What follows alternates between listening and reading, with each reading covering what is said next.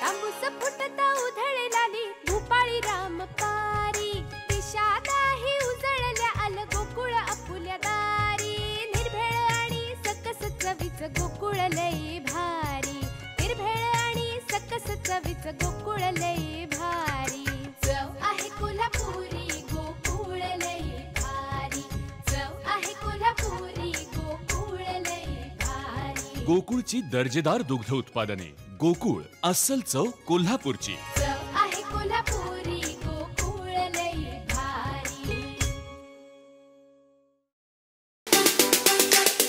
कणकवलीमध्ये काल दिवसभरात 126 मीटर पाऊस झालेला आहे आणि पाऊस हा सततधार सुरूच आहे। आज आपण पाहत आहोत की कणकवलीची ही गड नदी आहे, ही गड नदी देखील तुडुंब भरून वाहत आहे।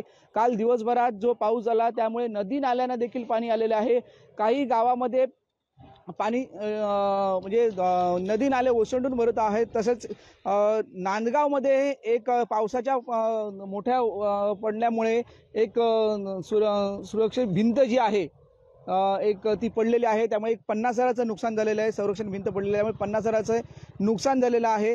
त्यामुळे हा सध्याचा पाऊस पडत आहे तो मोठ्या प्रमाणात पडत आहे, 126 मिलीमीटर पाऊस पडत आहे।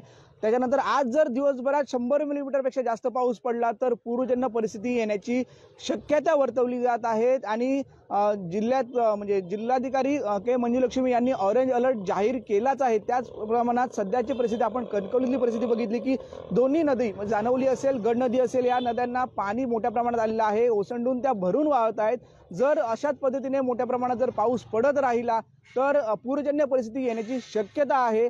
पण तुर्तसा हा पाऊस थोडासा मंदावला असला तरी हा मोठ्या प्रमाणात अधीमधी पडत आहे। सततधार पाऊस आज जर 100 मिलीमीटरपेक्षा जास्त पाऊस पडला तर पूरजन्य परिस्थिती येण्याची शक्यता आहे। त्यामुळे प्रशासनाने जारी केलेल्या आदेशानुसार जर गरज असेल तरच बाहेर पडावे, पाऊस मोठा असेल तर बाहेर पडू नये आणि आपली काळजी घ्यावी अशा पद्धतीचं एकंदरीत आव्हान केलेलं आहे। त्यामुळे त्या आव्हानाला आपण नागरिकांनी देखील प्रतिसाद द्यावा आणि आपल्या सुरक्षेची काळजी घ्यावी। उमेश बुचडे, कोकण सात लाईव्ह, कणकवली। आमचे दिवसभरातले सर्व अपडेट्स, ताज्या घडामोडी आणि थेट लाईव्ह पाहण्यासाठी सबस्क्राइब करा, लाईक करा कोकणचं नंबर 1 महा चॅनल कोकण सात लाईव्हचं YouTube चॅनल।